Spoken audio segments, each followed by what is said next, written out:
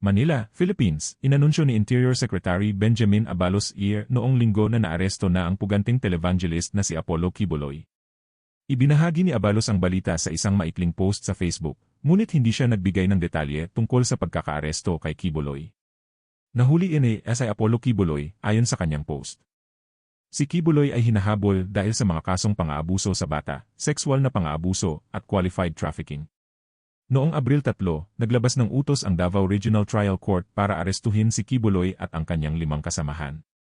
Sila ay nahaharap sa mga kasong paglabag sa Anti-Child Abuse Law, partikular sa probisyon, tungkol sa sexual na pang-aabuso ng mga menor de edad at pagmamalupit. Makalipas ang ilang araw, noong Abril 11, naglabas din ng arrest warrant ang korte sa Pasig City laban sa nagpakilalang hinirang na anak ng Diyos para sa kasong qualified human trafficking, isang non-bailable offense.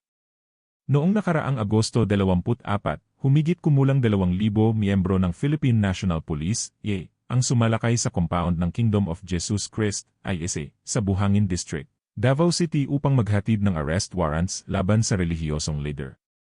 Nauna nang sinalakay ng mga otoridad ang ISA compound noong Hunyo 10, ngunit pinigilan sila ng mga miyembro ng relihiyosong sekta na makapasok.